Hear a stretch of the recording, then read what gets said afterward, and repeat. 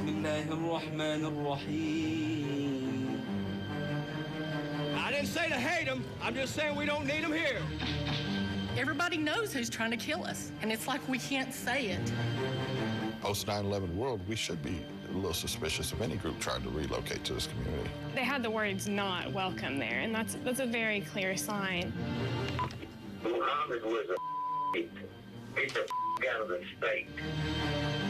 Someone in the middle of the night doused these engines with gasoline. This is violent. We have filed a lawsuit to stop the building of the mosque. They can claim religion all they want, but it don't mean you're going to come in here and do this in Rutherford County. It's my right as an American citizen to have a place of worship.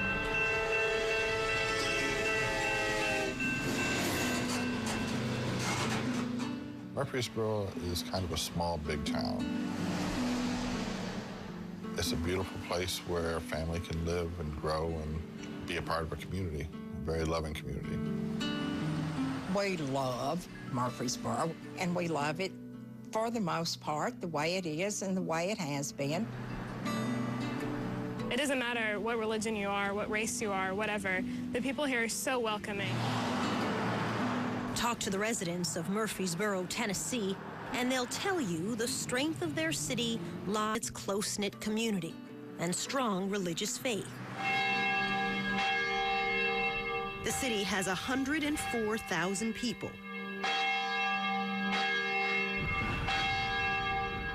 More than 140 churches. أشهد أن محمدًا رسول الله. And one mosque. الرحمن الرحيم. For decades, Muslims have lived and prayed alongside their neighbors. But in June 2010, their place in the community was questioned, exposing a growing fear of Islam in America, nearly 10 years after the attacks of 9/11. We as citizens, we have families and we have children in this community, and we're trying to look out for our future. We thank you for your love. Yes. We thank you for your joy. Kevin Fisher has lived in Murfreesboro for 20 years. God, if we get a little too high, He's a corrections officer and a single father. Last May, Kevin was stunned to discover local officials had approved plans for a 53,000 square foot Islamic center in his hometown. Neighbors were outraged that something of this nature was being basically shoved down our throats, so we didn't know anything about it.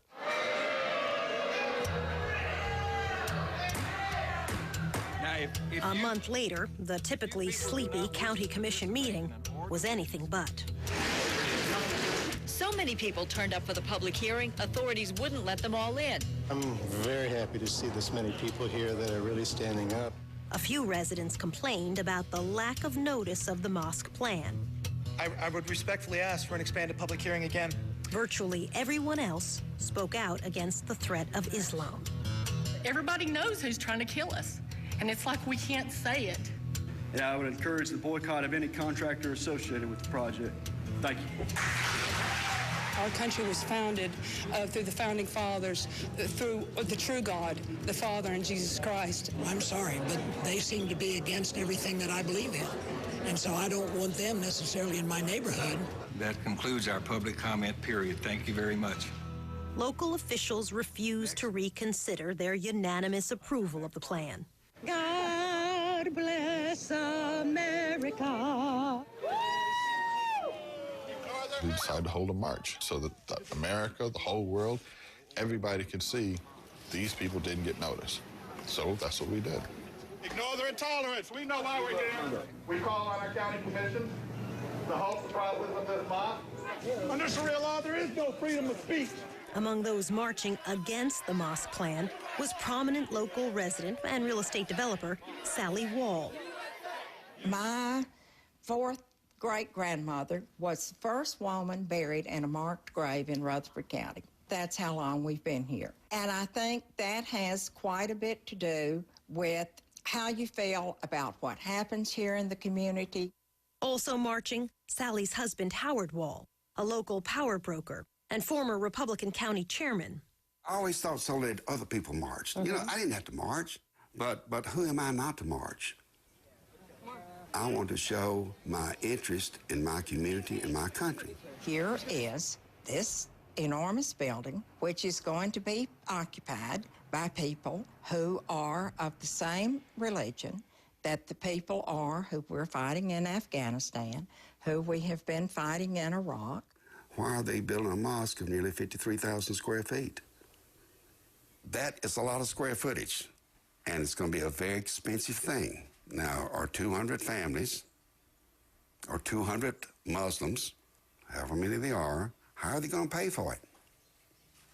I know when we expanded our church, we're still paying for it.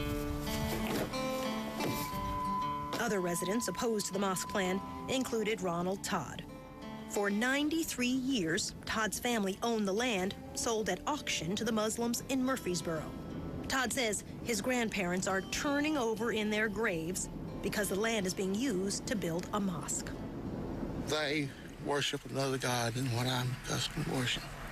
I've heard some rumors about a different law they go by, but if I live in Tennessee, I live by Tennessee law and the law of the United States of America. My name's Lou Ann Zelnick, and we're a group of citizens. Several local politicians seized on the issue, like Lou Ann Zelnick, who ran for Congress in Tennessee. We are joining with so many who feel that they're concerned because it is not the Christians, it is not the Jews that flew airplanes into the buildings. A strange place for a huge mosque. Even televangelist Pat Robertson weighed in on the proposed mosque. You mark my word, if they start bringing thousands and thousands of Muslims into that relatively rural area, the next thing you know, they're going to be taking over the city council. More suspicions were raised after opponents claimed a member of the mosque had posted this photo of the leaders of Hamas, a U.S.-labeled terrorist group, on his MySpace page. He was suspended from the mosque for 2 months. Post 9/11 world, we should be a little suspicious of any group trying to relocate to this community. But many in Murfreesboro supported the mosque plan. The protest march that June day drew hundreds of people of different faiths rallying in support of religious freedom. Organized this rally in order to show support for the First Amendment right of Murfreesboro residents to worship the way that they see fit. I think we all should be free to practice our religion. Among the mosque supporters, Lema Spinati, an 18-year-old Muslim in Murfreesboro. You could just see in their eyes, you could see that hate. I didn't say to hate them. I'm just saying we don't need them here. Do you hear that? Find that? There's some shot fired. Yes. Oh. The explosive fight over religion in Murfreesboro was just beginning. Murfreesboro, Tennessee, Police Department.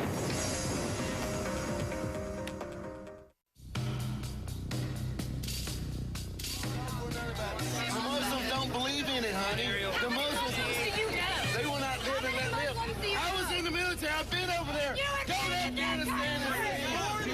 The fact that I've lived here for so long and I've never seen this side of anyone before. Sometimes I still wake up and I'm like, is this really happening? Read the Quran! All infidels must die! To have all of these people come out and openly say that we are against, this religion was very shocking. This mosque that they're trying to build, all it is a training center.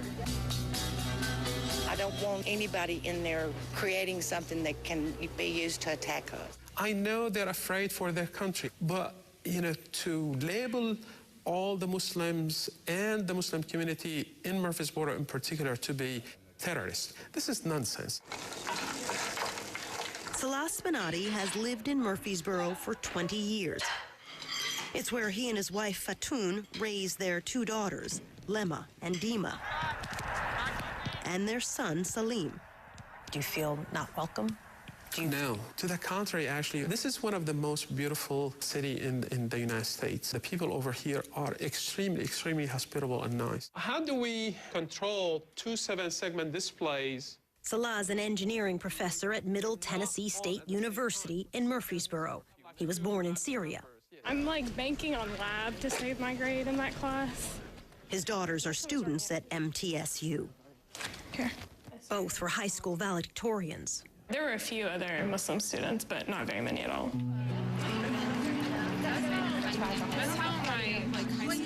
The Spinatis say they've always felt welcome in Murfreesboro, even after 9/11. 2 days afterward, people who we did not know stopped us and say, please don't be afraid. We are the same. We are going to treat you in the same way. Bismillahirrahmanirrahim. Professor Spinati arrived in Middle Tennessee in 1980. Only 10 Muslim families lived in Murfreesboro then. Their mosque was a small one-bedroom apartment. Today, there are 250 Muslim families living in Murfreesboro. The current mosque is often packed beyond capacity. There is really no place for us to pray or eat or do activities with the kids. People are usually praying on the sidewalk and in the parking lot. But they know it can be simple if we all do it together. Pushed by the center's imam, Osama Balul, the congregation pooled their money in 2009 to purchase a 15-acre parcel of land on the outskirts of town. It would be land for their new Islamic center. Where would you get the money from? We had a fundraising and we raised $320,000 to buy the land. In one fundraising? Yes. Here in Murfreesboro? Yes, here. When you first walked the land, describe that feeling for me.